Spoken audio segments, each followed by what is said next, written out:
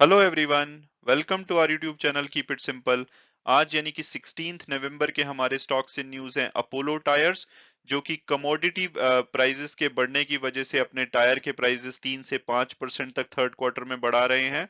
और दूसरी कंपनी है सिप्ला, जिन्होंने अनाउंस किया है कि इनको Dow Jones sustainability index for the emerging market में सेलेक्ट कर लिया गया है। तो ये दोनों ही टॉपिक हम इस वीडियो में डिटेल में डिस्कस करेंगे और ये भी बात करेंगे कि क्या इनके शेयर्स को करंट प्राइस पे लेना चाहिए या नहीं।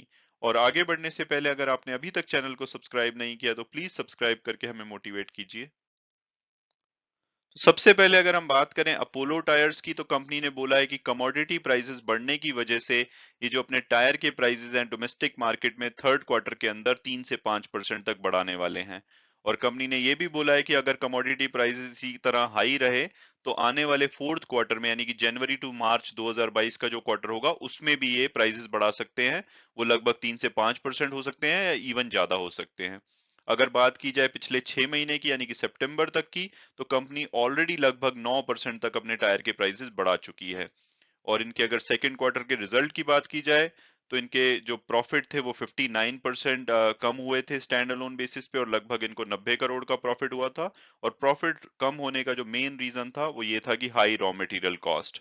इसके अलावा अगर फ्यूचर आउटलुक की बात की जाए तो कंपनी ने कहा है कि वो जो डिमांड है नॉर्मलिसी आने के बाद, जैसे कि कोविड के बाद सिचुएशन अब नॉर्मल हो रही है, तो वो अपनी जो टायर की डिमांड है उसमें इंप्रूवमेंट देख रहे हैं। और स्पेसिफिकली जो ट्रक की जो डिमांड थी ट्रक कंपनीज के द्वारा, वो बहुत ही ज्यादा लैग कर रही थी, उसमें काफी ज्यादा इंप्रूवमेंट के साइन दिख रहे हैं। लेकिन अभी जो पैसेंजर कार में जो इनके टायर्स की डिमांड होती है वो अभी भी थोड़ा सा सफर कर रही है, क्योंकि सेमीकंडक्टर की शॉर्टेज की वजह से ओवरऑल पर्सनल पैसेंजर कार की प्रोडक्शन कम हो रही है। तो अब अगर बात की जाए हमारी सेकंड कंपनी न्यूज यानी कि सिप्ला की, तो सिप्ला ने कल यानी कि 15 नवंबर को अनाउंस किया है कि इनको S&P Dow Jones sustainability index for the emerging market 2021 में सेलेक्ट कर लिया गया है। तो अब आप पूछेंगे कि भाई ये डो जोन्स सस्टेनेबिलिटी इंडेक्स क्या है।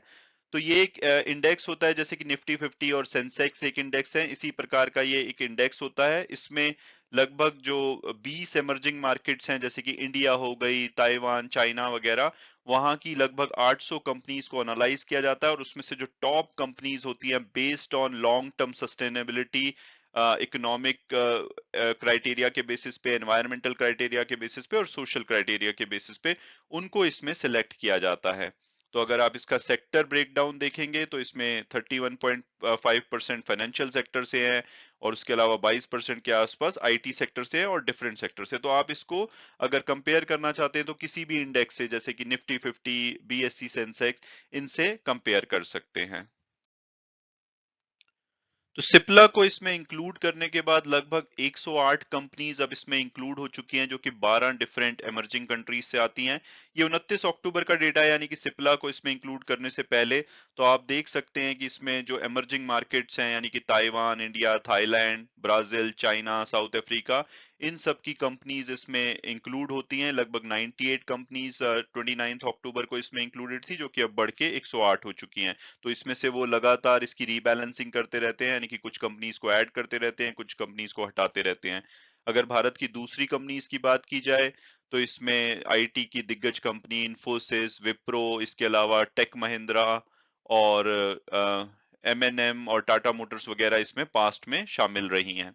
और अगर इंडेक्स वेट के हिसाब से टॉप 10 कंपनीज की बात की जाए तो आप यहाँ पे लिस्ट देख सकते हैं। सबसे ज्यादा जो इसमें वेटेज है वो आप देखेंगे कि ताइवान सेमीकंडक्टर मैन्युफैक्चरिंग कंपनी यानी कि टीएसएमसी को, जो कि अभी पीछे बहुत ज्यादा न्यूज में थी सेमीकंडक्टर की शॉर्टेज की वजह से, ये दुनिया में सबसे ज्यादा सेमीकंडक्टर की मैन्युफैक्चरिंग इसी कंपनी में होती है। तो ये कंपनीज भी इसमें इंक्लूडेड है। तो अब ये अच्छी न्यूज है या खराब न्यूज है, तो ये काफी अच्छी न्यूज है, क्योंकि इससे एक तो कंपनी को हाईलाइट किया गया है कि वो सस्टेनेबल है लॉन्ग टर्म में, और दूसरा ये इंडेक्स में इंक्लूड होने से लिक्विडिटी बढ़ेगी, क्योंकि काफी सारे इन्वेस्टर, जैसे कि हमारे यहाँ पे निफ्टी 50 और बैंक निफ्टी वगैरह में इन्वेस्ट करते हैं, ऐसे ही वो इस इंडेक्स में भी इन्वेस्ट करते हैं। तो इसमें इंक्लूड होने की वजह से सिप्ला के शेयर की डिमांड में लिक्विडिटी भी देखी जाएगी। तो अब अगर हम बात करें इनके शेयर की कि क्या करंट प्राइस पे सिप्ला का शेयर हमें लेना चाहिए, तो सबसे पहले अगर हम इसकी पास्ट परफॉर्मेंस देखें तो 3 साल में इन्होंने 81% की रिटर्न दी है, पिछले एक साल में लगभग 26% की, और पिछले एक वीक में भी ये लगभग 2.25% के आसपास ऊपर भागा है। और अगर ब्रोकरेज हाउस रिपोर्ट्स की बात करें तो 26 अक्टूबर को शेर खान ने एक रिपोर्ट पब्लिश की थी और इनका टारगेट 1150 दिया था। और अगर हम टिकर टेप के प्रोडक्टिव एनालिसिस को देखें तो वो भी इसका एवरेज प्राइस 1100 के आसपास देते हैं, हायर साइड पे 1244 और लोअर साइड पे 908। जो अभी करंट क्लोजिंग हुई है यानी कि कल की क्लोजिंग वो 938 के आसपास हुई है, तो अभी बोला जा सकता है कि अपने एवरेज प्राइस से काफी नीचे पे अवेलेबल है, लगभग अपने लो प्राइस पे अवेलेबल है। और अगर हम इनका पीयर्स और फंडामेंटल एनालिसिस देखें तो मार्केट कैपिटलाइजेशन इनका लगभग 75,000 करोड़ है और एक लार्ज कैप कंपनी है। और अगर आप पी रेशो और पीबी रेशो देखेंगे तो इनकी काफी अट्रैक्टिव लगती है इनके कॉम्पिटिटर के मुकाबले में। तो आप देखेंगे कि बहुत ही वैल्यूएशन इनका अट्रैक्टिव है, रिटर्न ऑन इक्विटी काफी अच्छी है। और अगर आप मेरी ओपिनियन पूछेंगे, मुझे तो ये कंपनी बहुत ही पसंद है, मैं बहुत ही ज्यादा बुलिश हूँ। मुझे लगता है कि ये कंपनी का वैल्यूएशन काफी अच्छा है, रिटर्न अच्छी है और पीछे एक साल में ये अपने जो पीयर्स के मुकाबले ज्यादा भागी नहीं है। इसलिए जब मैंने दिवाली पे जो टॉप 18 स्टॉक्स चूज किए थे अगले एक साल के लिए, उसमें मैंने इसको इंक्लूड किया था। आप पूरी लिस्ट कार्ड्स वाले वीडियो में देख सकते हैं, मेरे चैनल पे देख सकते हैं। तो मैं तो बहुत ही ज्यादा बुलिश हूँ इस कंपनी के ऊपर, और मुझे लगता है कि आने वाले टाइम में ये लगभग 20 से 30% की रिटर्न आपको एक साल के अंदर दे सकती है। तो अब अगर हम वापस अपोलो टायर्स पे आएं और ये डिस्कस करें कि क्या करंट प्राइस पे इसका शेयर हमें लेना चाहिए, तो सबसे पहले अगर पास्ट परफॉर्मेंस देखें तो लॉन्ग टर्म में इन्होंने लगभग 1% की रिटर्न दिया, तो हम बोल सकते हैं कि ऑलमोस्ट फ्लैट रहा है 3 साल में। और अगर एक साल की बात की जाए तो उन्होंने 41% की रिटर्न दी है, लेकिन फिर पिछले एक महीने से ये 3% की नेगेटिव रिटर्न दे चुका है। तो इसकी रिटर्न काफी इनकंसिस्टेंट है और लॉन्ग टर्म बेसिस पे इन्होंने काफी डिसअपॉइंट किया है अपने शेयर होल्डर्स को। और अगर हम ब्रोकरेज हाउस रिपोर्ट्स की बात करें जो कि अर्लियर दिस मंथ पब्लिश की गई थी, उन्होंने इसका टारगेट 275 से 280 रुपए तक दिया था। और अगर हम टिकर टेप के प्रोडक्टिव एनालिसिस को देखें तो वो भी इसका प्राइस 288 के आसपास देते हैं। तो लगभग बोल सकते हैं कि इसका जो टारगेट प्राइस है वो 275 से 290 के बीच में आता है, और हायर साइड पे 339 और लोअर साइड पे 145 के आसपास। जो कल की क्लोजिंग हुई है वो 232.5 पे हुई है, तो बोला जा सकता है कि अपने एवरेज प्राइस से नीचे पे अभी अवेलेबल है।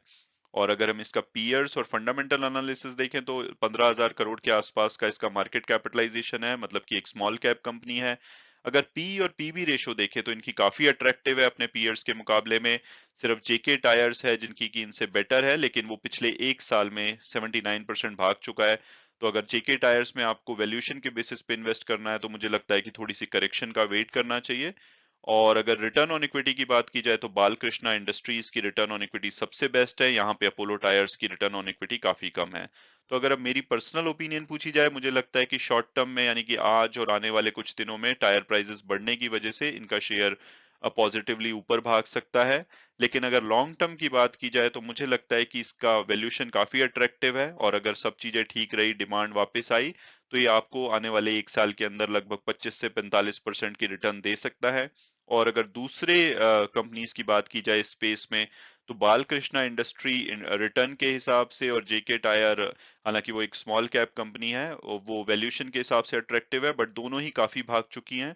तो उसमें अगर कोई भी करेक्शन आती है तब आप उनको कंसीडर कर सकते हैं, अदरवाइज अपोलो टायर्स को कंसीडर किया जा सकता है। ये लगभग आपको 25 से 45% की रिटर्न एक साल में दे सकता है। हालांकि वीडियो क्लोज करने से पहले मैं हमेशा की तरह डिस्क्लेमर दूंगा कि ये मेरे व्यूज जो भी थे वीडियो में पर्सनल थे। आप अगर किसी भी शेयर में इन्वेस्ट करना चाहते हैं तो अपने फाइनेंशियल एडवाइजर से बात कीजिए, अपनी फर्दर रिसर्च कीजिए, उसके बाद अगर आप कंफर्टेबल होते हैं तभी आप इन्वेस्ट कीजिए। Thanks so much for watching the video and God bless you all.